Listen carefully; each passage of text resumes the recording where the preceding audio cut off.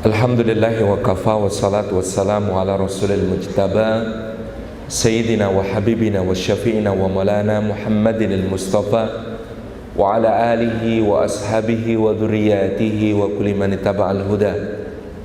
Asyhadu an la ilaha illallah wahdahu la syarika lah wa asyhadu anna Muhammadan abduhu wa rasuluhu la nabiyya wa la rasula ba'dah. Fa uhayyikum bi tahiyatil islamiyyah tahiyatin thayyibatin mubarakah. Tahiyatin min indillahi tahiyati ahli jannah.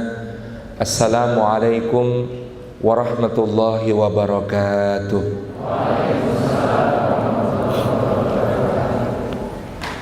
Hadratul afadil, para asatid, para ustadzat, para alim, para ulama yang kami hormati, Bapak Radit sebagai Ketua Ikatan Alumni Wisata Hati. Saya mohon maaf kalau ada kesalahan penyebutan. Juga para bapak dan ibu pamong di Universitas Airlangga, juga hadirin hadirat yang dimuliakan oleh Allah Subhanahu wa taala kesemuanya. Puji syukur kepada Allah Subhanahu wa taala, pada pagi yang indah ini Allah menghimpun kita di dalam rumahnya. Mudah-mudahan setiap langkah yang kita tempuh menuju ke tempat ini, tiap tapaknya menggugurkan dosa-dosa kita, meninggikan derajat kita di sisi Allah Subhanahu wa taala, dan menjadi pemudah jalan kita semua menuju ke surga. Dan duduk kita semua semoga termasuk dalam sabda Nabi sallallahu alaihi wasallam, majtama'a qaumun fi baitin min buyutillah yatluna kitabullah wa yatadarasunahu bainahum illa ghasyiyatuhumur rahmah wa haffathumul malaikah wa nazalat alaihimus sakinah wa dzakarahumullahu fi man indah. Tidak berhimpun satu kaum di satu rumah di antara rumah-rumah Allah, di dalamnya mereka membaca kitab Allah dan mengkajinya di antara mereka, melainkan Allah mencurah-curahkan rahmatnya, kasih sayangnya kepada mereka. Dan Allah memerintahkan para malaikat menaungkan sayap-sayapnya kepada mereka. Dan sakinah, ketentraman turun ke dalam hati mereka, dan disebut-sebut nama mereka oleh Allah Subhanahu wa taala dengan bangga pada makhluk-makhluk mulia yang ada di sisinya. Mudah-mudahan kita mendapatkan semua keutamaan tersebut. Hadirin hadirat yang dimuliakan oleh Allah Subhanahu wa taala, setiap kita dikaruniai oleh Allah Subhanahu wa taala takdir yang harus kita jalani. Yang menjadi menarik tapi sekaligus mengkhawatirkan bagi manusia adalah kita semua terhijab, kita semua tertabir dari takdir yang akan kita jalani di masa yang akan datang. Dan di dalam salah satu hadis dalam kitab Al-Arba'in An-Nawawiyah, kita membaca juga dengan agak ngeri-ngeri sedap tentang seperti apa masa depan kita kelak.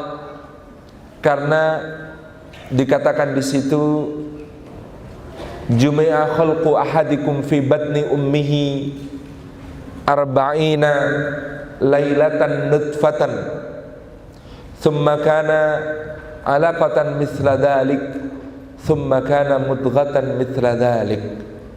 Dikumpulkan penciptaan salah seorang di antara kalian itu di dalam perut ibunya selama 40 malam dalam bentuk nutfah, kemudian menjadi alaqah sedemikian itu pula, dan menjadi mudghah sedemikian itu pula.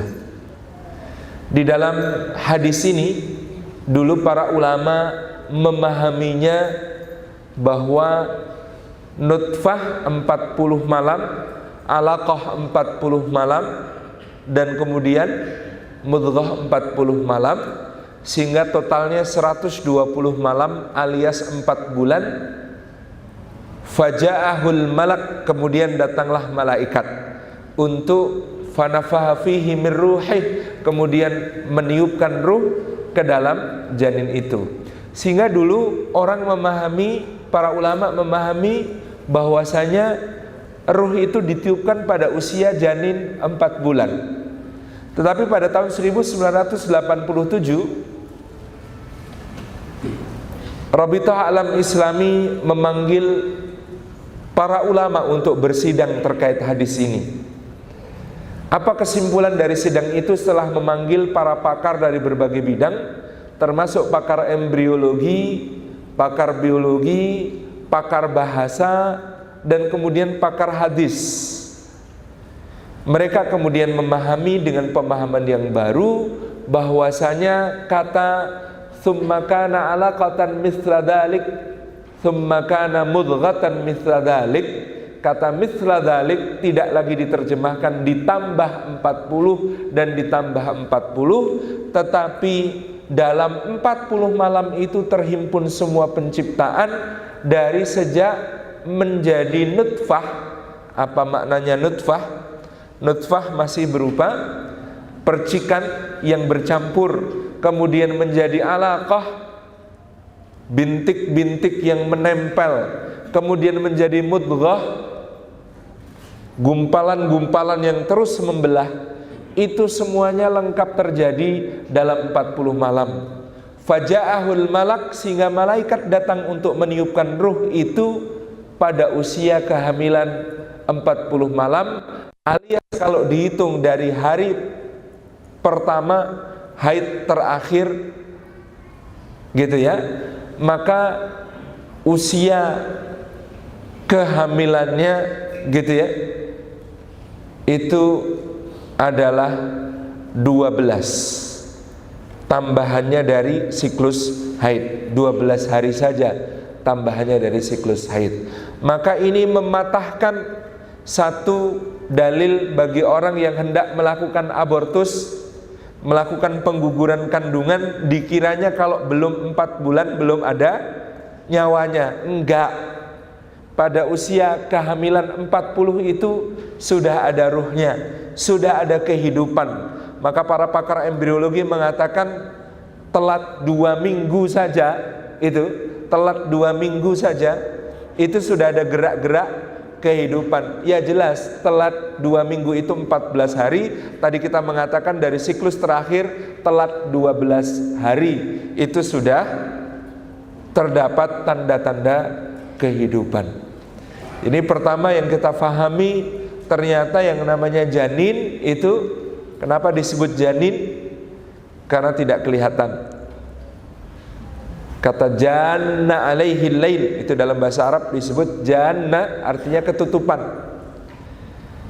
Kalau ada yang di dalam perut ibu tidak kelihatan namanya janin.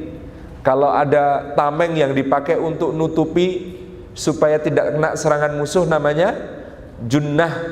Kalau ada kebun yang sangat lebat sampai matahari sinarnya susah masuk dan tidak mudah melihat di dalamnya namanya jannah. Kalau ada makhluk yang tidak kelihatan namanya jin. Jadi jin itu artinya tidak kelihatan. Kalau ada orang mengaku bisa melihat jin, maka itu bukan kelebihan tetapi kekurangan. Oh, dia itu punya kelebihan bisa melihat jin. Itu bukan kelebihan, itu kekurangan.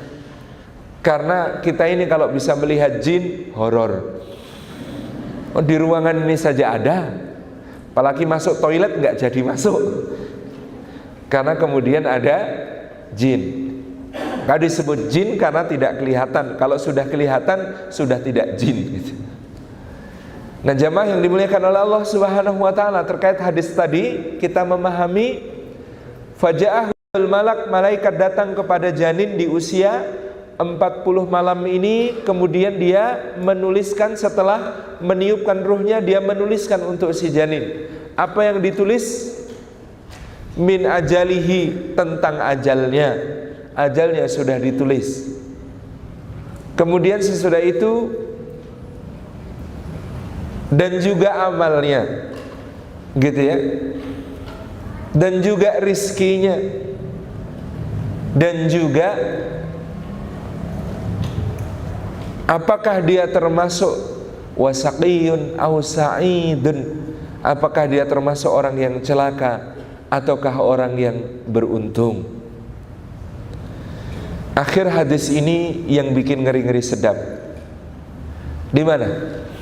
Kalimatnya Sayyidina Abdullah bin Mas'ud dalam hadis ini, maka ada orang yang kamu saksikan, dia beramal dengan amalan ahli surga, sampai jarak antara dia dengan surga hanya tinggal sejengkal, tetapi telah tertulis, telah didahului oleh tulisan yang dibikin malaikat itu, dan sebelum itu tulisan yang ada di Lauhil Mahfud di sisi Allah Subhanahu wa taala, bahwasanya dia termasuk ahli neraka, maka di ujung akhir hidupnya dia beramal dengan amalan ahli neraka, maka dia pun menjadi ahli neraka.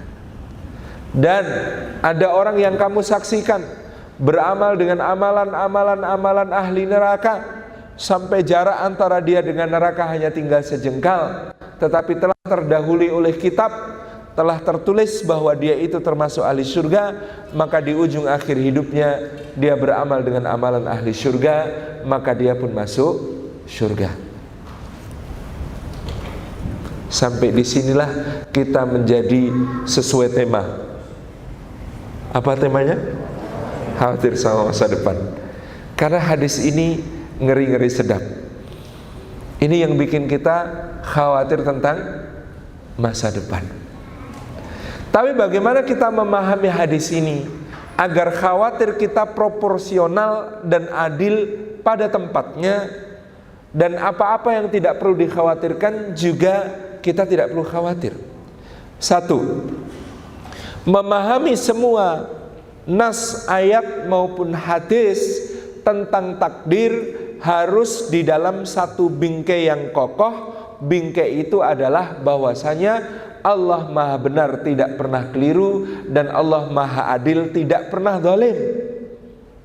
Menakdirkan apapun untuk semua hambanya, maka tidak pernah lepas dari sifat Allah yang Maha adil. Oh, itu kok ada orang beramal amalan ahli surga, ternyata di ujung beramal dengan amalan ahli neraka, terus masuk neraka. Dalam menakdirkan yang seperti ini pun Allah Maha adil. Loh, itu kok ada orang beramal dengan amalan ahli neraka, lalu di ujung dia beramal dengan amalan ahli surga. Lah kok pinuk masuk surga gitu. Itu pun semuanya dalam bingkai bahwa Allah Maha adil, tidak pernah zalim. Jadi bingkai pertamanya, kalau bingkai ini tidak boleh diganggu gugat, tidak boleh dipertanyakan. Yang perlu dipertanyakan yang ada di dalam bingkai.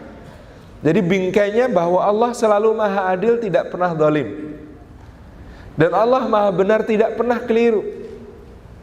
Ini yang kemudian menjadi bingkai dari pembahasan semuanya. Jadi kalau Allah menakdirkan demikian, maka yang demikian itu pun pasti adil. Mungkin untuk mempermudah kita buka satu contoh yang disampaikan oleh Nabi SAW tentang kakak beradik dari Bani Israel. Ada kakak beradik dari Bani Israel, kakaknya ahli ibadah, Masya Allah, sehari-hari yang dia lakukan adalah di mihrabnya. Mihrabnya terletak di sebuah menara. Di situ dia sholat, baca Taurat, bertasbih, rukuk, sujud, gitu ya, melakukan berbagai macam aktivitas ibadah. Sementara adiknya itu ahli maksiat nomor 1 sekota. Wes semua maksiat dia lakukan, semua kesenangan hidup dia tempuh, foya-foya dengan penuh kesenangan. Dia melakukan berbagai macam maksiat dan dosa. Nah, di sini nanti kita akan belajar juga jadi orang tua wajib adil. Karena dalam cerita ini disebutkan si ibu prihatin melihat anaknya yang nomor 2 ahli maksiat, lalu dia berdoa kepada Allah dengan begitu tekunnya mendoakan anaknya yang kedua. Ya Allah, anak saya itu kok banyak sekali bermaksiat kepadamu. Ya Allah, berikan petunjukmu, karuniakan taubat nasuha. Ya Allah, karuniakan dia jalan yang lurus, karuniakan kepada dia cahayamu. Ya Allah, didoakan terus sama ibunya, anak yang nomor 2 ini. Anak nomor 1 tidak didoakan. Kenapa? Pikir ibunya, lawang sudah soleh, lalu tidak didoakan. Pada suatu hari, apa yang terjadi? Si anak nomor 2 ketika sedang bermaksiat tiba-tiba merasa hampa dan merasa hambar. Dia merasa kehilangan semua kenikmatan berdosa. Lalu dia sadar, ya Allah, saya ini ngapain? Ibu saya wanita solehah, kakak saya ahli ibadah, lah kok saya bejatnya kayak gini, ya Allah. Ya Allah, ini terus bagaimana? Saya mau bertobat, ya Allah. Saya pengen jadi orang baik, ya Allah. Apakah Engkau masih menerima tobat hamba, ya Allah? Hamba takut kepadamu, ya Allah. Kalau semua maksiat selama ini Engkau balas nanti dengan siksamu, ya Allah, hamba gak akan mampu, ya Allah. Lalu malam itu si anak muda, anak nomor 2 ini kemudian berlari dengan sangat cepat menuju ke tempat kakaknya. Dia pikir kakaknya yang bisa mengajari dia bertobat dan beribadah. Lari terus dia menuju ke tempat kakaknya di menaranya. Tepat pada saat itu juga si kakak sedang kepikiran, aku ini dari dulu hidup kok lurus-lurus saja ya, gak ada tantangannya, gak ada seneng-senengnya. Wah, rugi sebenarnya. Enak itu jadi adikku itu, hidup bebas tanpa kekangan, tanpa aturan, seneng-seneng itu. Aku kayaknya icip-icip itu bisa itu. Besok bisa tobat lagi. Lagi pula amalku sudah banyak, ibadahku sudah banyak, pahalaku sudah banyak. Nanti kalau habis berdosa tinggal istighfar, selesai. Maka malam itu si adik kebelet taubat, si kakak tiba-tiba berhasrat maksiat. Di tengah gelap itu si adik memanjat tangga ke tempat menara kakaknya beribadah, tergesa-gesa bergegas ingin bertaubat. Si kakak juga dengan penuh hasrat turun ke bawah, pengen pergi ke tempat maksiat. Tabrakan di tengah tangga, jatuh dua-duanya, kemudian tewas seketika. Malaikat rahmat dan malaikat azab datang. Kemudian mereka saling berbicara, bro, kayaknya tukeran ya bro. Lu gimana toh? Lah ini ahli ibadahnya matinya niat maksiat ya bro. Ini ahli maksiatnya matinya niat taubat ya bro. Tukeran. Kamu malaikat rahmat ambil ahli maksiat, saya malaikat azab ambil ahli ibadah. Dan itulah yang terjadi pada 2 orang kakak beradik dari kalangan Bani Israel, untuk menggambarkan kepada kita seperti apa takdir yang tadi disebutkan secara ekstrim oleh Sayyidina Abdullah bin Mas'ud dalam hadis, kamu saksikan ada orang beramal dengan amalan-amalan ahli surga, ternyata sudah tertulis dia termasuk ahli neraka, maka di ujung beramal dengan amalan ahli neraka lalu masuk neraka.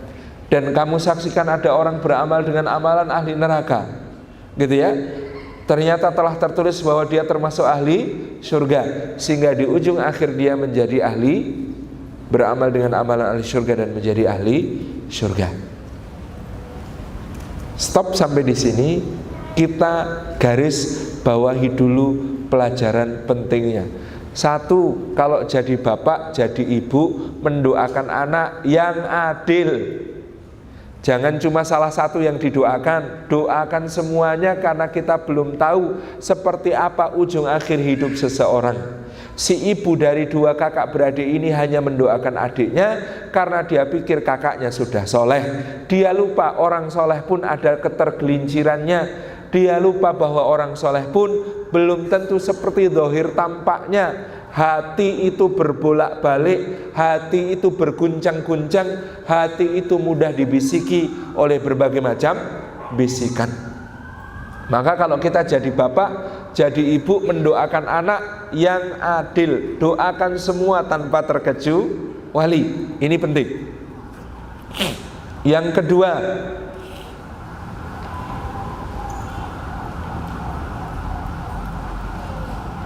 Pemahaman terpenting kita adalah apa yang tampak belum tentu merupakan isi hati seseorang. Ada orang yang tampaknya beribadah kepada Allah, tetapi justru dengan ibadahnya yang lahir adalah rasa sombong, atau setidaknya rasa ujub, bangga diri.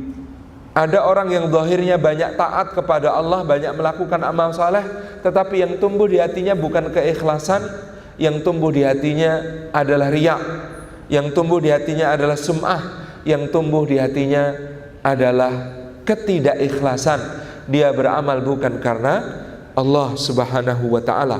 Maka segala sesuatu kepura-puraan kita di dalam ketaatan-ketaatan kita, di dalam amal-amal kita, kelak akan disingkap oleh Allah Subhanahu wa ta'ala.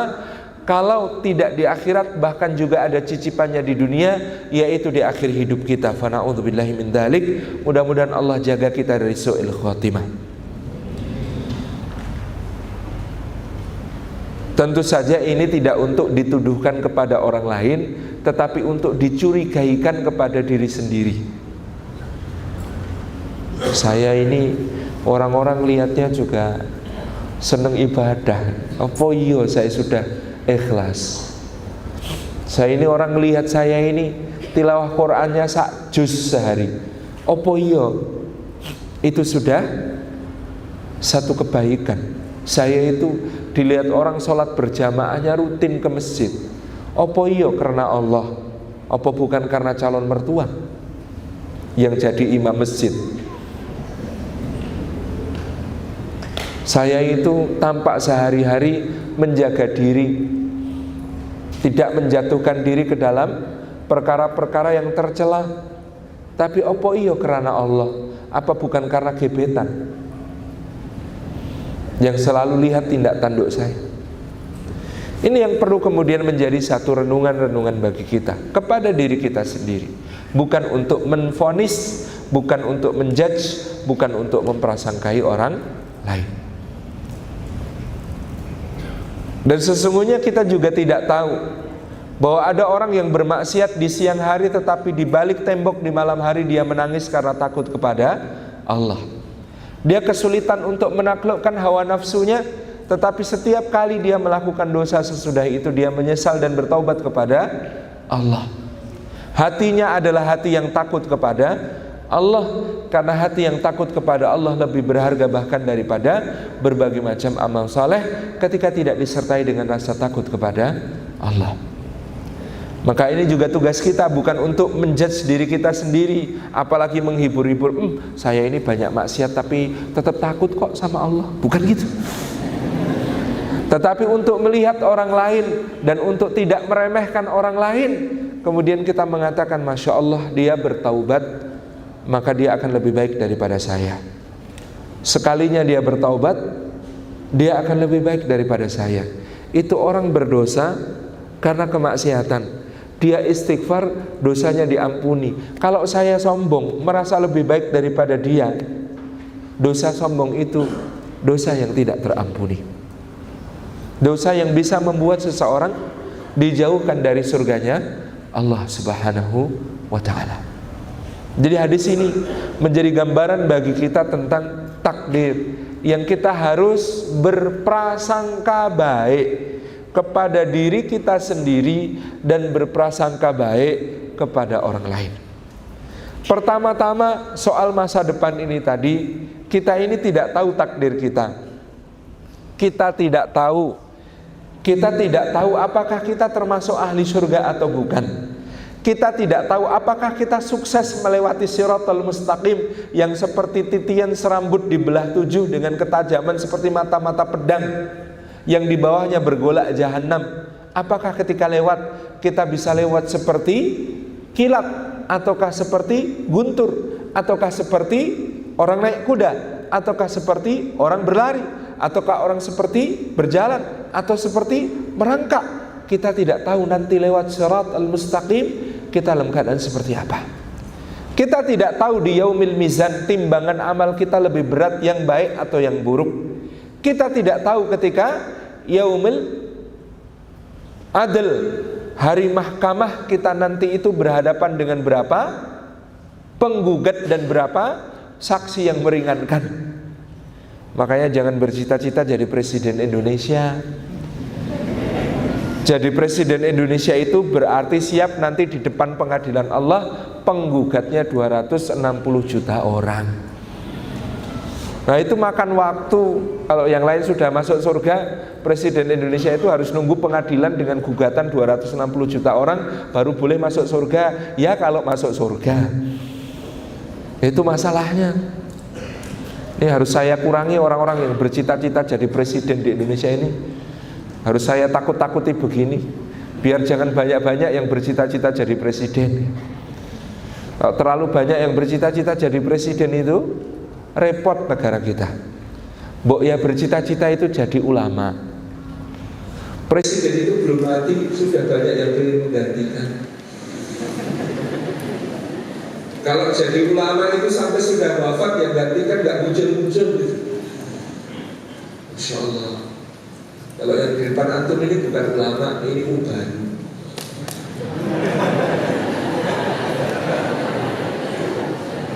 Ilmunya juga tidak ada, gitu ya. Masya Allah. Hanya Allah menutupi aibnya saja sehingga penjelasan mau duduk di sini mendengarkan minimal itu kan karena hanya Allah menutupi aibnya. Kalau penjenengan tahu dosa-dosa saya sudah bubar dari tadi. Kalau penjenengan itu bisa melihat apa yang saya lakukan ketika tidak bersama penjenengan semuanya, oh nggak ada yang mau datang. Kalau dosa ada baunya, nih saya seluruh ruangan ini tidak ada yang tahan. Tetapi Allah itu maha pemurah menutupi aib-aib saya sehingga penjenengan mau duduk di sini menyimak apa-apa yang saya sampaikan. Padahal yang saya sampaikan juga penjenengan sudah ngerti semua. Gitu. Jadi ini Masya Allah Tabaraka Rahman, Allah yang maha baik itu menutupi aib kita. Makanya kata Imam Sufyan Ats-Tsauri, aku ini menghadap Allah bawa 1000 dosa kepada Allah, rasa-rasanya lebih ringan daripada menghadap Allah membawa 1 dosa kepada sesama. Loh, kok bisa ngaten ya Imam, kata para muridnya. Kok bisa begitu? Iya, lah 1000 dosa kepada Allah itu kalau kita berdosa kepadanya nutupin aib kita, nggak ngomong-ngomong sama orang. Allah itu kalau kita berdosa kepadanya itu nggak langsung menghukum. Allah itu kalau kita berdosa kepadanya itu masih memberi kesempatan kita bertobat sampai waktunya panjang sampai akhir hayat kita. Allah itu kalau nanti mau menghukum itu ya juga hukumannya itu adil, tidak akan melebihi batas dari dosa-dosa kita. Allah itu kalau menghukum itu mencari-cari alasan untuk tidak menghukum. Dicarikan pembela yang bisa membela hambanya supaya tidak terkena hukuman. Kalau mau menghukum ditimbang dulu amalnya. Kalau amal baiknya tetap lebih banyak, nggak jadi dihukum.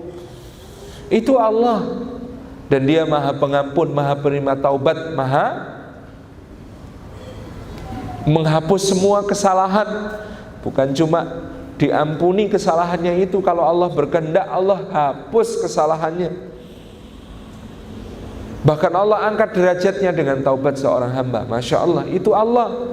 Kalau manusia itu tidak mau nutupin aib. Kalau kita salah sama dia itu kalau perlu dicerita-ceritakan ke sebanyak mungkin orang. Ceritanya dengan bangga, dia tuh jahat sama aku. Nah, semua orang dapat ceritanya. Sudah tidak menutup aib, tidak pula memberi kesempatan bertaubat.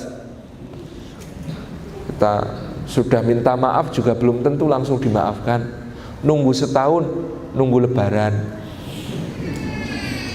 Sudah tidak langsung dimaafkan, pula ada syaratnya. Kalau mau tak maafin syaratnya, lah bikin syarat segala. Sudah bikin syarat, syaratnya berat pula. Sudah bikin syarat, syaratnya berat gitu ya, tetap diungkit-ungkit kadang-kadang. Kamu tuh sudah tak maafin, masih ngulangin kesalahan. Sama loh, ini kesalahannya sama yang dulu itu. Nah, diungkit lagi. Itu pun mereka mengatakan, aku sih memaafkan, tapi nggak bisa kok ngelupain itu. Memaafkan sih iya, melupakan nanti dulu. Luar biasa, manusia itu begitu, gitu ya.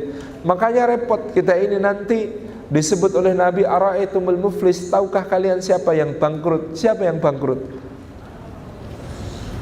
Man atallaha yaumal qiyamati bisalatin kadza wa bisiyamin kadza wa bisadaqatin kadza. Kata Nabi SAW, orang yang datang kepada Allah pada hari kiamat membawa pahala salat yang sangat banyak, membawa pahala puasa sangat banyak, membawa pahala sedekah sangat banyak.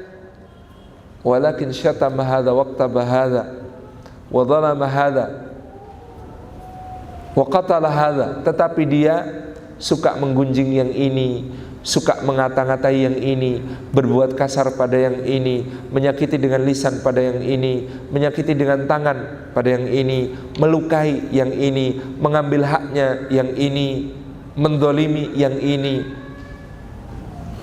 sampai mungkin menyebabkan kematian yang ini. Na'udzubillahi min dzalik.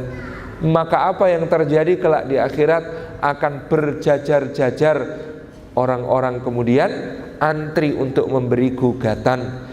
Gugatan dikabulkan Allah, dibayar pakai pahala. Pahalanya habis kok masih ada yang menggugat, maka dosanya penggugat ditambahkan kepada orang yang digugat. Fadzalikal muflis, kata Nabi SAW, maka demikian itulah orang yang bangkrut. Ternyata amal baiknya tidak cukup dipakai membayari kesalahan-kesalahannya kepada sesama manusia. Itu yang mengkhawatirkan kita tentang masa depan. Apakah di sebelumnya yaumul hisab kita selamat? Kita nggak tahu. Apakah amal kita sebanding dengan nikmat-nikmat Allah yang dianugerahkan pada kita? Nggak bisa. Nikmat Allah lebih besar. Dan ternyata banyak nikmat Allah yang justru kita gunakan untuk bermaksiat. Sehingga apa? Ikhwan dan akhwat yang muliakan Allah, kata Sayyidina Umar, man yuhasab faqad yu'adzab. Sebenarnya orang itu kalau dihisab, dia sudah diadab sama Allah. Orang dihisab itu sudah disiksa sama Allah. Kenapa? Karena dihisab itu diperlihatkan seluruh nikmat Allah dan seluruh perbuatan kita. Maka diperbandingkan antara nikmat Allah dengan perbuatan kita. Banyak nikmat Allah digunakan untuk bermaksiat kepadanya, sehingga seorang hamba akan berkeringat dingin. Lalu dari keringat dinginnya itu dia rasa malu yang sangat dahsyat kepada Allah. Ada yang tenggelam dalam keringat dinginnya, tenggelam sampai mata kaki ada, tenggelam sampai lutut ada, tenggelam sampai pinggang ada, tenggelam sampai pundak ada, tenggelam sampai seluruh tubuh ada, di dalam keringatnya sendiri. Karena rasa malu yang sangat kepada Allah. Kita tidak tahu bagaimana kemudian kita di dalam yaumil mahsyar. Kita tidak tahu bagaimana kemudian kita di yaumil ba'ats. Kita tidak tahu bagaimana kondisi kita nanti di alam kubur. Di alam kubur itu ada ujian. Pertanyaannya cuma 4, sudah dibocorkan sejak dulu beserta kunci jawabannya. Tapi masih tetap banyak yang gagal ujian, masalahnya tidak ada remedi. Begitu gagal menjawab, langsung dipukul sama malaikat. Ini repotnya di alam kubur. Kita tidak tahu di mana kita akan mati, dalam keadaan seperti apa. Apakah mati kita dalam keadaan yang terhormat? Apakah mati kita dalam keadaan yang tercela? Na'udzubillahi min dzalik. Kita tidak tahu di mana, kapan, seperti apa kejadiannya. Kita tidak tahu bahkan hari esok. Besok itu apa aja yang mau kita kerjakan saja kita nggak tahu. Rencana sih ada, tapi apa ya semua rencana itu terjadi? Enggak. Wala tadri nafsun madza taksibu ghada. Satu jiwa tidak tahu apa yang akan diusahakannya esok pagi. Wala tadri nafsum bi ayyi ardin tamut. Dan satu jiwa itu juga tidak tahu bagaimana, di mana dia akan diwafatkan oleh Allah Subhanahu wa ta'ala. Maka hidup kita ini serba misteri ke depannya. Kita berada dalam keadaan khawatir sama masa depan. Nah, apa yang harus kita lakukan kemudian ikhwati fillah dalam keadaan yang sedemikian? Kita tidak tahu masa depan kita. Mbak-mbak tidak tahu sedang apa jodohnya sekarang. Mungkin juga sedang ikut pengajian. Mas-mas tidak tahu rezeki mana yang akan dijemputnya esok, pekerjaan apa yang akan menjadi jalan Allah mengaruniakan ma'isyah kepadanya. Kita tidak tahu berbagai hal itu. Maka karena takdir itu tidak kita ketahui, apa yang harus kita lakukan? Satu, berprasangka yang terbaik kepada Allah. Yang kedua, mengikhtiarkan yang terbaik dari Allah. Yang ketiga, berdoa juga yang terbaik, minta yang terbaik kepada Allah. Yang selanjutnya, bertawakal juga dengan tawakal terbaik kepada Allah. Yang pertama, berprasangka, kita harus prasangka yang terbaik kepada Allah. Jadi menyikapi masa depan, apa yang kita boleh hadirkan dalam hati? Prasangka baik. Wah, buat apa ngelanjutin hidup? Nanti akhirnya masuk neraka juga. Daripada nunggu lama masuk nerakanya, cepet-cepet aja yuk. Gimana caranya? Itu ya, ada baygon, ada tali rafia, ada pohon cepluan. Nah ini kan waswasus syayatin, waswasnya syaitan yang membisikkan prasangka-prasangka buruk kepada kita, yang membuat kita tidak mau berharap yang terbaik kepada Allah. Padahal tugas kita menjadi hamba adalah berprasangka baik kepada Allah. Maka berprasangka baiklah kita kepada Allah Subhanahu wa taala dengan prasangka yang terbaik, sebab Allah Azza wa Jalla berfirman, "Inni 'inda dhanni 'abdi bi." Sesungguhnya aku di sisi prasangka hambaku kepadaku. Bagaimana memaknai bahwasanya Allah Subhanahu wa taala ada di sisi prasangka hambanya kepadanya? Kata Imam Nawawi, barang siapa merasa dirinya lemah dan yakin Allah Maha Kuat, maka Allah akan menguatkannya. Barang siapa merasa dirinya fakir dan yakin Allah Maha Kaya, Allah akan mencukupinya. Barang siapa merasa bahwa dirinya bodoh dan yakin Allah Maha Pandai, maka Allah akan mengajarinya ilmu. Barang siapa merasa bahwa dirinya berdosa dan yakin Allah Maha Pengampun, maka Allah akan mengampuninya. Barang siapa merasa dirinya hina dan yakin Allah Maha Mulia, maka Allah akan memuliakannya. Ini prasangka yang harus selalu kita jaga kepada Allah Subhanahu wa ta'ala. Orang itu kalau berprasangka baik, ridho kepada takdir Allah, hasil akhirnya baik.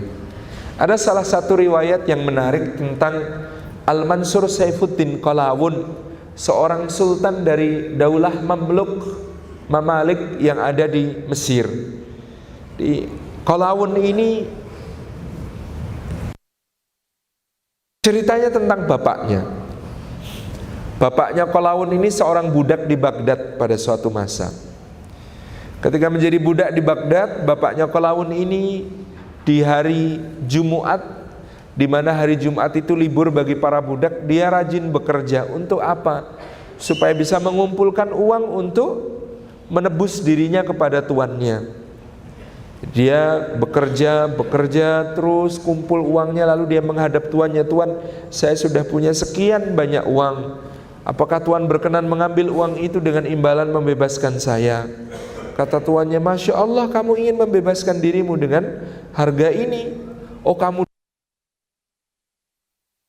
bayar aja separuh, sisanya uangmu ini kamu pakai untuk modal hidupmu." "Siap Tuan, terima kasih." Lalu dia pun menikah dengan seorang wanita. Lalu istrinya pun mengandung. Istrinya mengandung, akhirnya dia punya anak. Ketika tuntas istrinya menyusui anaknya, istrinya ini sakit kemudian meninggal. Maka anaknya yang diberi nama Qalawun ini kemudian dia besarkan dengan penuh kasih sayang. Satu hari dia berkata kepada anaknya, "Nak, menjadi manusia merdeka adalah impian ayahmu sejak dulu. Ayahmu ini tidak ingin menjadi budak. Hidup sebagai budak berarti kita ini hanya separuh manusia.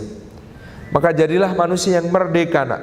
Dan manusia yang paling merdeka adalah manusia yang bisa memilih bahkan bagaimana caranya dia akan mati, mempersembahkan nyawanya untuk Allah Subhanahu wa ta'ala, nak.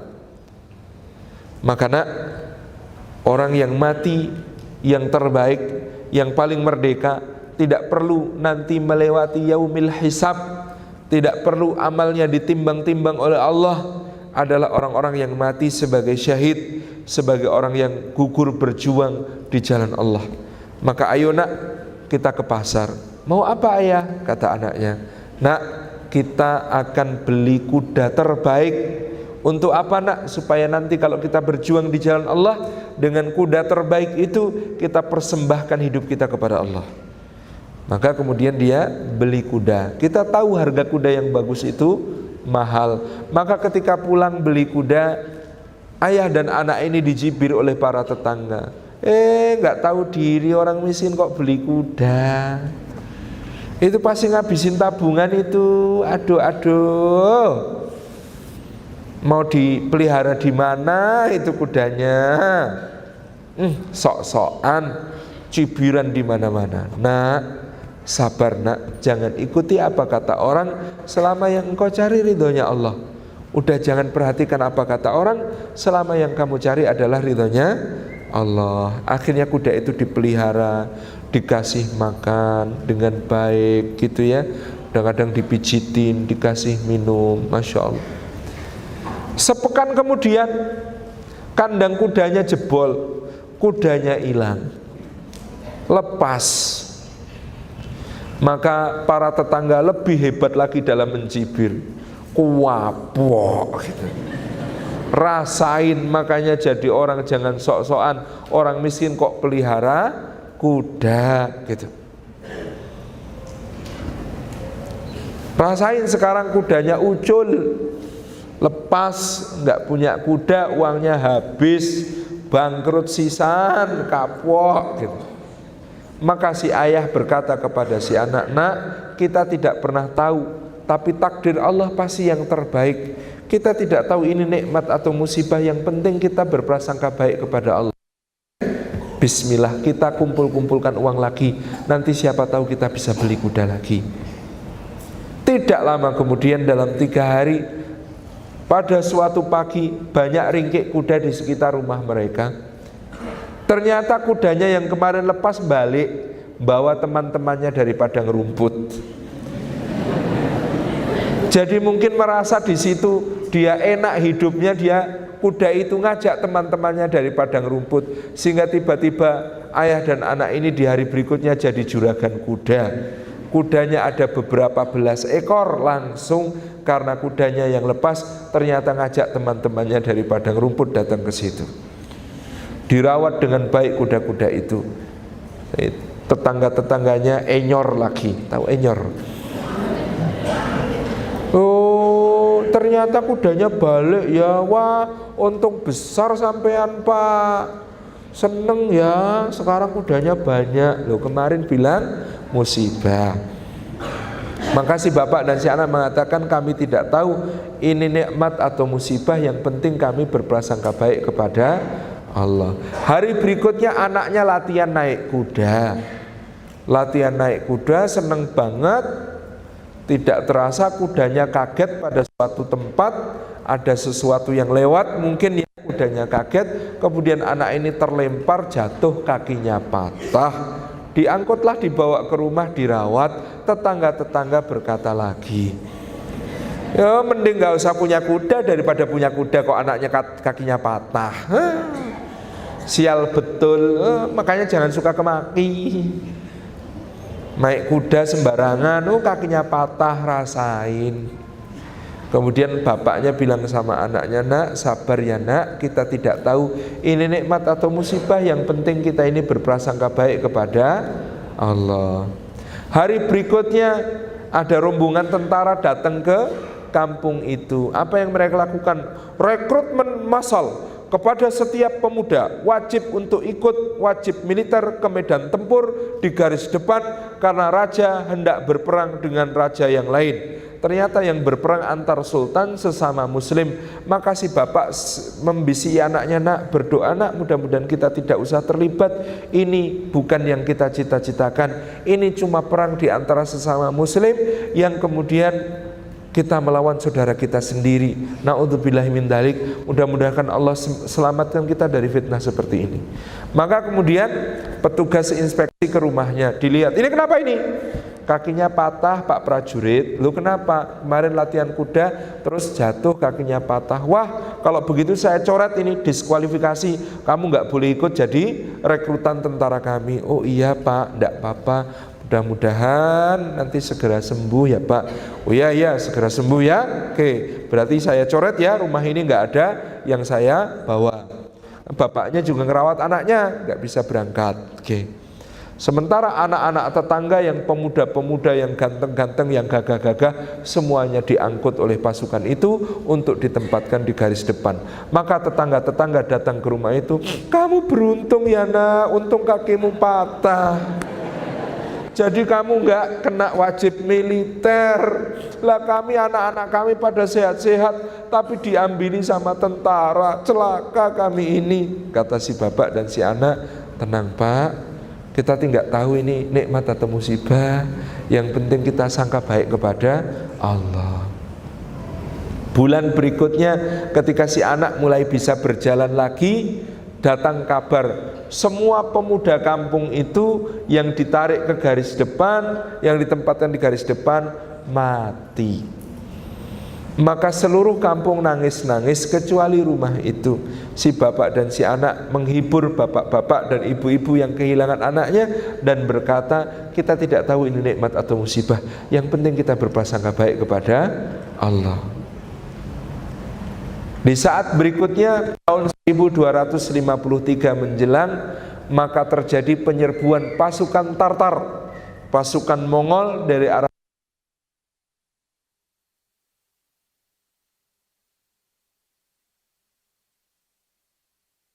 ladang pembantaian. Sungai Tigris berubah warnanya menjadi hitam dan merah. Hitam karena buku-buku yang dilemparkan dari perpustakaan Baghdad ke dalam sungai, tintanya lepas dari kertas dan menjadi merah karena darah orang-orang yang dibantai oleh pasukan Mongol ketika itu. Maka saat itulah si bapak dan si anak berkomitmen, bismillah nak, sekarang saatnya kita berjuang membela bangsa, membela negara, membela agama. Kita akan berperang, berjihad melawan orang-orang Tartar, orang-orang Mongol. Maka mereka bergabung di bawah kesatuan Saifuddin Muzaffar Qutus yang berperang melawan pasukan Tartar di Ain Jalut dan mengalami kemenangan. Tapi qadarullah, si bapak gugur, si anak ditangkap musuh, jadi dijual sebagai budak. Dijual sebagai budak.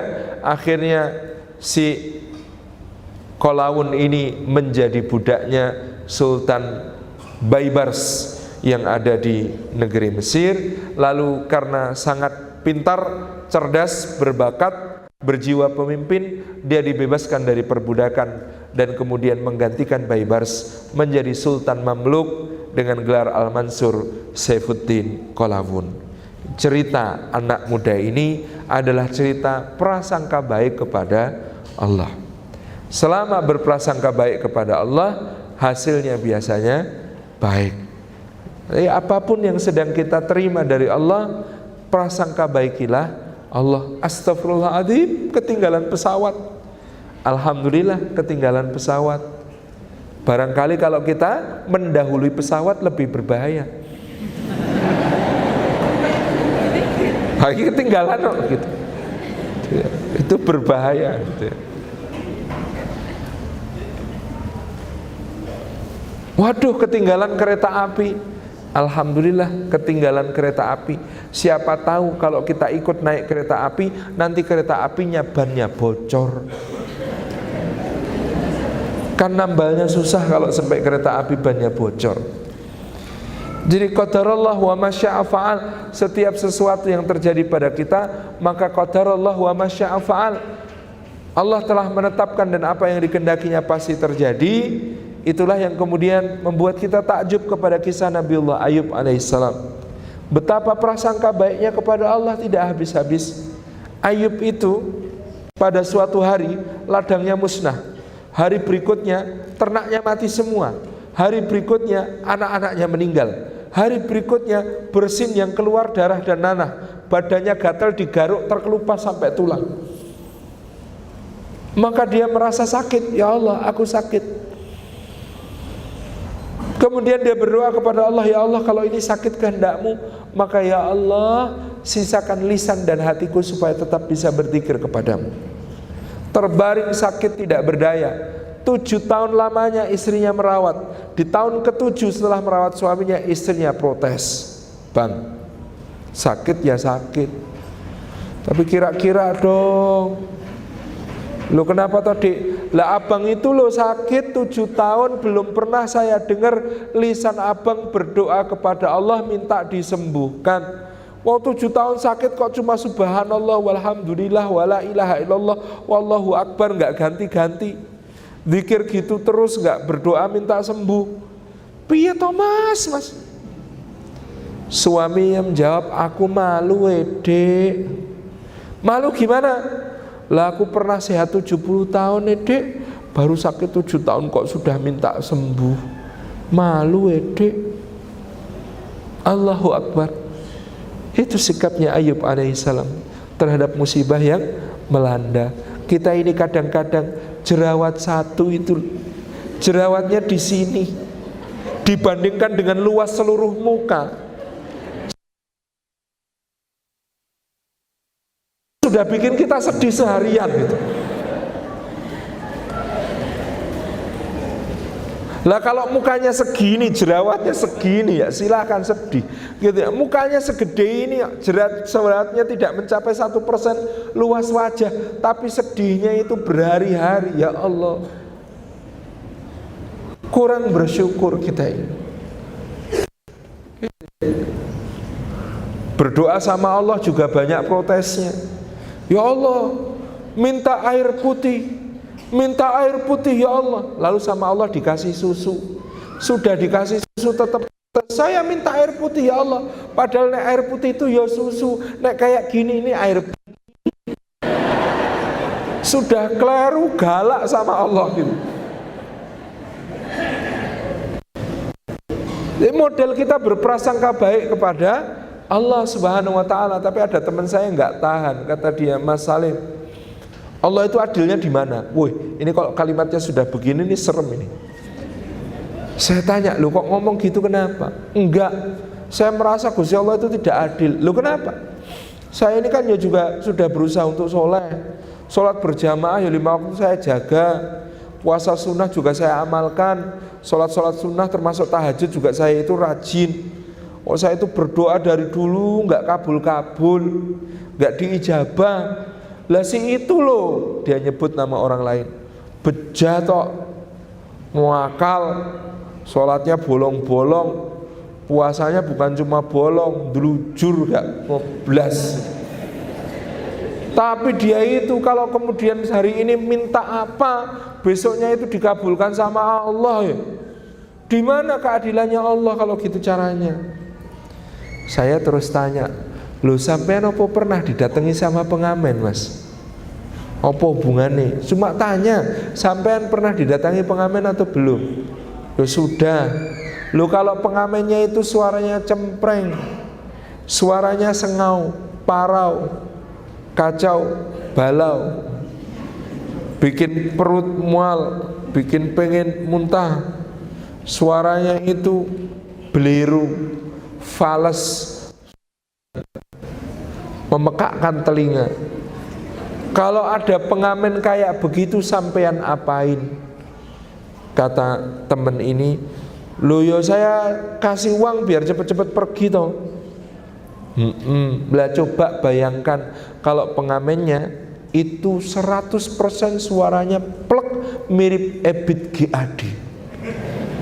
Nyanyinya lagu kita mesti telanjang lah gitu kan. Karena saya tahu dia ini seneng EBIT GAD. Oh, kalau suara pengamennya persis kayak EBIT GAD, terus jenengan gimana? Oh, kalau itu saya request lagunya dari awal sampai akhir. Kalau perlu satu album, nyanyi lagi, baru nanti dikasih, tapi ngasihnya lebih banyak. Terus saya bilang, jangan-jangan Gusti Allah juga begitu. Maksudnya gimana? Kalau ada orang sombong, bejat, rusak, berdoa sama Gusti Allah, maka Allah berfirman sama malaikat, malaikat itu cepat dikasih, aku nggak tahan lihat mukanya, kasih aja biar cepat pergi. Maka orang yang rusak, bejat itu cepat dikasih doanya sama Allah. Supaya apa? Supaya cepat pergi, karena Allah nggak suka lihat mukanya. Sementara kalau ada yang soleh kayak sampean, kayak ada yang rajin ibadah seperti jenengan, kalau ada yang Masya Allah rajin puasa sunnah, rajin ibadah sunnah, sholat sunnah gitu ya, pokmen sunnah semua kayak penjenengan itu, ibadahnya keren-keren itu, maka itu Gusti Allah ngendika sama malaikat, kalau yang ini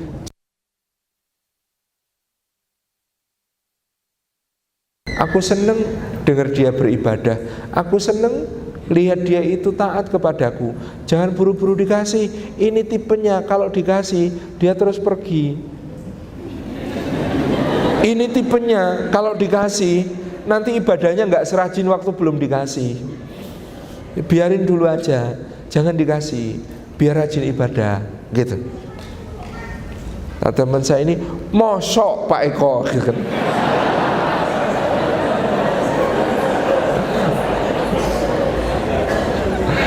Masa Gusti Allah itu kayak gitu, kata dia. Saya tanya, yo ndak tahu. Oh, saya cuma mungkin akhirnya. Mungkin bahwasanya gitu ya. Ini adalah cara kita berprasangka baik kepada Allah. Lu jenengan itu berdoa yang paling lama belum dikabulkan sampai sekarang itu sudah berapa tahun? Berdoa yang belum dikabulkan sampai sekarang sudah berapa tahun? Tidak ada, tapi tidak pernah berdoa. Wah, ini yang repot. Saya itu hidupnya mengalir saja, otak nggak pernah berdoa. Dikasih terus itu sama Allah. Wah, ini repot kalau tidak pernah berdoa. Karena Allah itu suka kalau kita berdoa. Karena Allah itu suka kalau kita meminta. Kata Sayyidina Umar bin Khattab, kalau aku sudah berdoa, aku tidak peduli tentang doa, aku mau dikasih. Dimana, seperti apa bentuknya, kapan, terserah Gusti Allah. Karena kalau Allah sudah mengilhamkan aku untuk berdoa, berarti Allah itu sudah memberi karunia. Jadi kalau Allah menggerakkan hati kita dan lisan kita untuk berdoa, berarti sebenarnya karunia itu sudah mau dikasih. Tapi kok kita nggak minta-minta, lalu oleh Allah kita digerakkan untuk minta. Insya Allah. Maka kata Ibnu Athaillah As-Sakandari, kita ini belum termasuk orang yang menjadi hamba sejati kalau belum mencintai doa melebihi cinta kita kepada hasilnya doa. Kadang-kadang kita berdoa kepada Allah, ya Allah, mudah-mudahan saya dimudahkan lulus. Kita itu lebih bahagia karena lulusnya daripada karena doanya. Ya Allah, mudah-mudahan saya mendapat pekerjaan yang baik. Kita kadang-kadang lebih suka sama pekerjaan yang baiknya daripada doanya. Ya Allah, mudah-mudahan saya dikaruniai suami yang soleh. Kita kadang-kadang lebih cinta sama suami yang soleh daripada kepada doanya. Keliru. Berdoa itu lebih penting daripada hasilnya. Karena hasil itu cuma fana, benda-benda, kadang-kadang status-status dalam kehidupan dunia kita yang sama sekali tidak abadi. Sementara yang namanya berdoa itu bermesra-mesra dengan Allah. Kenapa? Karena berdoa itu bukan memberitahu Allah apa hajat kita, lawang Allah itu maha tahu kok. Gak usah dikasih tahu, itu Allah tahu kita perlu apa lah gitu. Tetapi berdoa itu berbincang mesra dengan Allah agar Allah ridhoi segala yang menjadi keperluan kita. Maka mbak-mbak lebih senang dikasih bunga lalu ditinggal atau diajak gandengan tangan seharian mesra-mesraan? Lebih suka dikasih bunga lalu ditinggal pergi kayak sinetron, atau lebih suka diajak mesra-mesraan seharian bergandeng tangan? Iya, yang kedua. Itu gambarannya dengan Allah, hubungan kita dengan Allah. Kadang-kadang ada orang yang lebih suka dikasihnya daripada bermesraannya dengan Gusti Allah. Maka berbahagialah kalau doa jenengan belum dikabulkan. Berarti apa? Saat bermesra dengan Allahnya banyak, makin mesra dengan Allahnya banyak alasan. Ya Allah, doa saya kok belum dikabulkan, masih pengen mesra-mesraan ya sama saya ya Allah. Gitu. Ya Allah, Engkau belum mengabulkan doa saya, berarti Engkau masih pengen ya Allah dengan saya tiap malam akrab-akraban. Kami punya guru di Jogja, namanya Allahu Yahfaduh Kiai Suhaimi. Itu kalau berdoa sama Allah itu mesra sekali. Sebagian kita kalau berdoa sama Allah itu ngetak-ngetak. Rabbana atina fid dunya hasanah wa fil akhirati hasanah wa qina adzabannar. Allahumma firli wali walidayya. Itu ngetak-ngetak. Ngomong sama Gusti Allah kok ngetak-ngetak itu. Kalau Kiai Suhaimi itu kalau mimpin doa itu Masya Allah, mesranya kayak ngobrol sama Allah itu. Rabbana hablana min azwajina wa dzurriyyatina qurrata a'yun ya Rabb waj'alna lil muttaqina imaman waj'alna ya Allah lil muttaqina imama. Rabbi habli minas solihin Rabbana hablana min ladunka dzurriyyatan thayyibah Rabbana ja'alna muqiminas shalah wa min dzurriyyatina Rabbana wa taqabbal du'a. Jadi kalau berdoa itu begitu. Masya Allah, kita itu kalau membayangkan ini ngobrolnya mesra bener sama Allah Subhanahu wa ta'ala. Berdoa itu berbincang mesra dengan Allah, supaya Allah ridhoi apa yang dianugerahkan untuk kita, supaya Allah ridhoi diri kita. Masya Allah.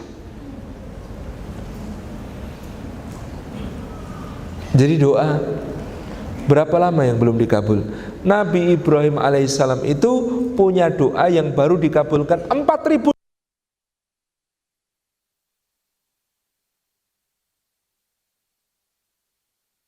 tahun kemudian. Yang mana?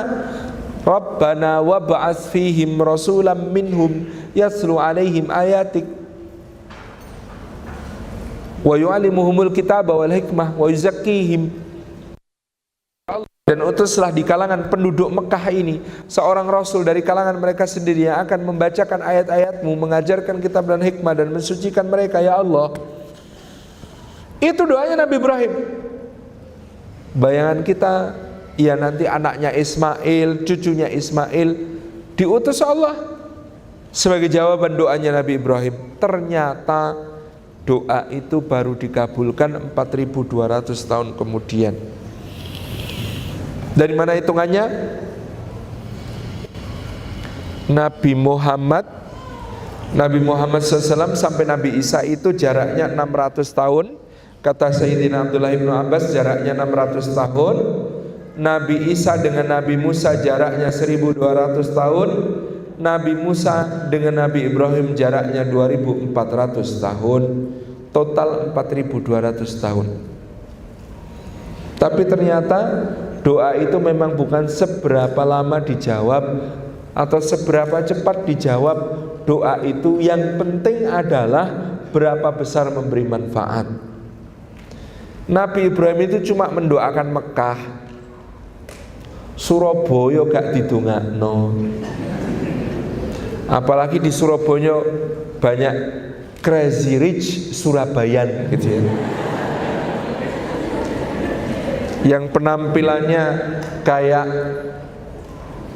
Fan Bingbing, artis nomor 1 di Tiongkok namanya Fan Bingbing yang lagi hilang, tidak diketahui kabarnya. Penampilannya kayak Fan Bingbing tapi ngomongnya, kon kalau parkir jangan duduk situ itu kalau hujan jemek semua gitu. Ada lewat rumah bagus itu. Ya apa sih omahe apik temen rek, dadi pengen nuku. Sebelahnya ngingetin, lo itu sudah Cici beli bulan lalu, ya apa sih lupa? Oh iya udah tak beli ya gitu. Crazy Rich Surabayan gitu. Model-model begitu. Bapak Ibu yang dirahmati Allah Subhanahu wa taala, Surabaya enggak didoakan sama Ibrahim. Tetapi Surabaya masuk ke dalam alam semesta di mana Rasulullah SAW diutus, wa ma arsalnaka illa rahmatan lil alamin. Masya Allah. Ini yang menjadi kunci kita pertama, prasangka baik. Hatta kemudian ketika doa belum dikabul, hatta ketika kemudian kita merasa hidup kok berat. Jenengan kenapa kok hidupnya berat? Karena mendaki. Mendaki itu mau kemana? Orang mendaki itu mau kemana? Naik ke atas. Iya. Loh hidup saya kok rasanya berat, susah. Loh soalnya sampean mau mendaki. Mendaki kemana? Kedaki gitu. Mendaki yang naik ke atas ke sisi Allah, ke keridhaan Allah, ke surga Allah. Nak jenenge swarga iku munggah apa mudu? Munggah swarga ah. Bukan munggah, swarga itu naik, makanya hidupnya berat. Kalau penjenengan hidupnya kok kayak gelundung, enak terus ya. Patut diwaspadai. Jangan-jangan kita itu gelinding ke bawah. Kalau gelinding ke bawah itu nanti nyemplung. Gak ada istilah tetembungan nyemplung swarga, itu gak enak. Adanya nyemplung neraka. Ini tak kira snack, ternyata pertanyaan. Cek, oke, ini baterainya agak berkurang. Kok suara saya jadi berbeda ya? Agak lebih gimana gitu ya? Masya Allah, ternyata pencitraan melalui suara itu bisa juga.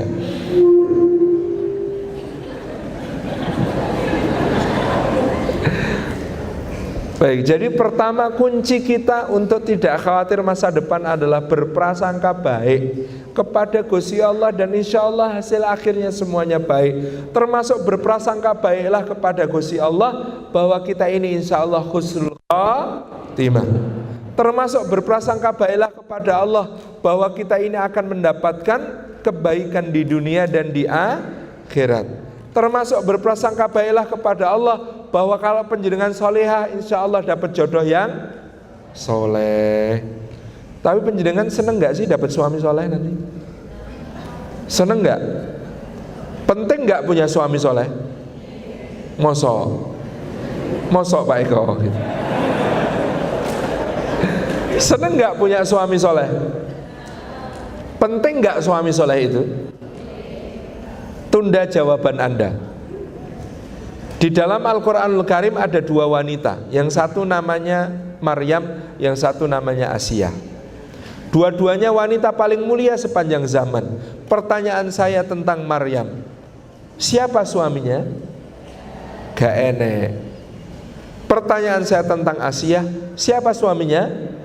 Fir'aun. Soleh apa gak? Gak. Jadi dua wanita paling mulia sepanjang zaman, yang satu tidak punya suami, yang satu suaminya tidak soleh. Kalau begitu suami soleh penting apa gak?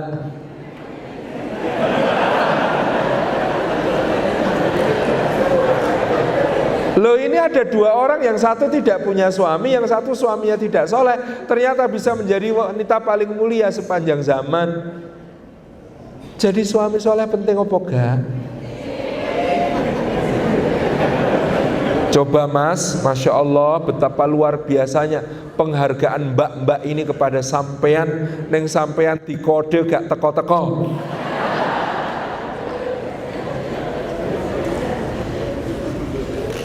Uhibbuka fillah. Kalau sesama lelaki mengungkapkan cinta, maka jawabannya ada sunnahnya, ahabbakallahu ladzi ahbabtani fi. Semoga Allah mencintaimu karena kau telah mencintaiku karena dia. Kan begitu. Meskipun ini kalau diamalkan bikin aneh ya. Dulu kan zaman Nabi itu ada seseorang matur kepada Rasulullah, ya Rasulullah, saya mencintai sahabatmu yang itu. Yang ditunjuk adalah Sayyidina Mu'ad bin Jabal. Akhlaknya mulia, penampilannya indah, gitu ya. Dan dia itu seorang yang berilmu. Maka orang ini baru datang ke Madinah, langsung jatuh cinta kepada Mu'ad bin Jabal. Dia bilang sama Rasulullah, ya Rasulullah, saya cinta sama sahabatmu yang itu.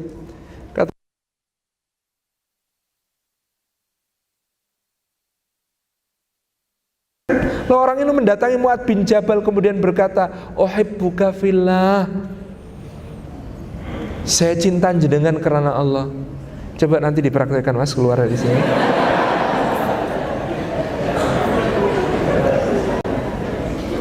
Nah itu jawabannya begitu. Kalau ada ikhwan ngomong sama akhwat, uhibbuki fillah, aku mencintaimu karena Allah, jawabannya, bapakku nanti malam ba'da isya sampai jam 9 longgar, silahkan datang. Nah, itu jawaban yang benar begitu. Bapakku jam 7 sampai jam 9 malam longgar, silahkan datang. Gitu. Masya Allah. Penting nggak Mbak punya suami soleh? Pertanyaan saya berikutnya, suami soleh untuk penjenengan karena penjenengan solihah adalah balasan atas kesolehahan Anda ataukah ujian tahap berikutnya? Sudah dur? Sudah masuk dur? Gua sih emen ya. Ini Surabaya ya. Letaknya lebih dekat matahari ya. Terus itu panas. Makanya lebih cepat dur. Jadi ini sudah masuk dur. Oh Masya Allah, subhanallah. Saya senang sekali kalau pengajian itu cepat berakhir begini. Jazakumullah khairan. Jadi kunci pertamanya prasangka baik kepada Allah. Yang kedua, berdoa minta yang terbaik sama Allah. Memang dalam segala mintalah yang terbaik sama Allah. Jangan minta maksa. Ya Allah pokoknya dia ya Allah. Kalau dia bukan jodohku, jodohkan kami. Kalau dia jodohnya orang lain, putuskan jodohnya dan jodohkanlah denganku. Enggak, minta yang terbaik ada. Itu jodoh, rezeki, minta yang terbaik. Yang ketiga, tadi setelah minta yang terbaik, akhirat juga minta yang terbaik, surga minta yang terbaik, firdausil a'la, ikhtiarkan yang terbaik. Sempurnakan ikhtiar kita, sempurnakan upaya-upaya kita di dalam menjemput karunia-karunia Allah Subhanahu wa taala.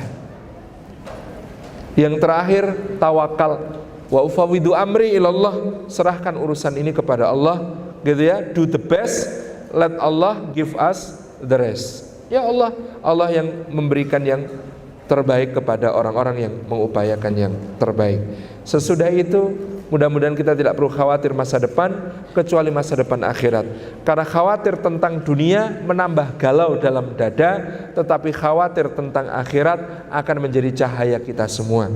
Kita khawatir nggak ketemu Rasulullah, khawatir nggak bisa lihat Allah, khawatir nggak bisa masuk surga di firdausil a'la, khawatir nggak dapat syafaat, khawatir nggak lolos di yaumil hisab, yaumil mizan, yaumil adl. Kita khawatir semua itu insya Allah membuat kita makin semangat beramal soleh. Tapi khawatir soal dunia hanya menambah ruwet hidup, karena dunia ini sudah dijamin. Wa ma min dabbatin fil ardi illa Allahi rizquha, tidak ada yang melata di atas bumi melainkan Allah Subhanahu wa taala menjamin untuk kita semua rezeki dan karunia-Nya. Suami yang soleh sudah dijamin, jodoh yang baik di tangan Allah. Tapi kalau nggak diambil-ambil, di tangan Allah terus. Maka segeralah diambil. Wassalamualaikum warahmatullahi wabarakatuh.